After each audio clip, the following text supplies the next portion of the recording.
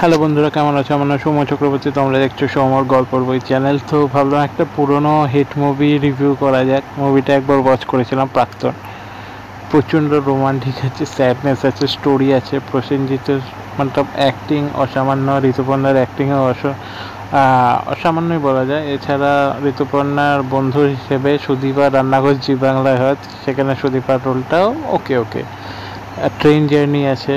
Train জার্নির মধ্যে বিভিন্ন টাইপের ঘটনা, মানে আগের এক্স গার্লফ্রেন্ড বলো, ওয়াইফ বলো, তার সাথে নতুন ওয়াইফ একই কামরায়, তাদের লাইফ কিভাবে গেছিল, মানে ভালো জিনিসটা কিভাবে খারাপ হলো, প্রাক্তন যে জিনিসটা আছে মানুষের, একটা পুরনো ভালোবাসা কী করে শেষ হতে পারে, তারপরে নতুন কিছু শুরু করবে, তারপরে তাদের সাথে পুরনোর সাথে আবার একই কামরায় ট্রেনের দেখা বাচ্চা সময়, তো তাদের মনের কী রকম অবস্থা হতে পারে। এছাড়া একটা ট্রেন জার্নির মধ্যে অনেকগুলো সংসার দেখানো হয়েছে, ফ্যামিলি মানুষ দেখানো হয়েছে, তাদের স্টোরি কীভাবে এগোতে থাকলো।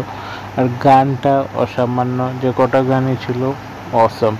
মানে এই মুভিটাকে 5-5টা স্টার দেওয়াই যায়। অ্যাক্টিংয়ের দিক থেকে, গানের দিক থেকে, স্টোরি টেলিংয়ের দিক থেকে, ডাইরেকশন, সব দিকে অসম আছে, কাস্টিংও।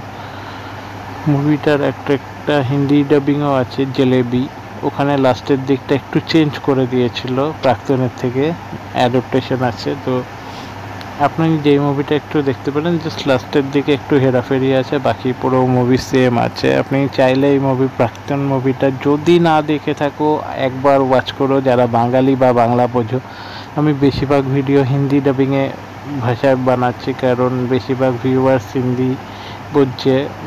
বাংলা কতজন বোঝে জানি না, কিন্তু যারা বাংলা বোঝো তাদের জন্য এই মুভিটা কমসে কম একবার ওয়াচ করো, ভালো লাগবে।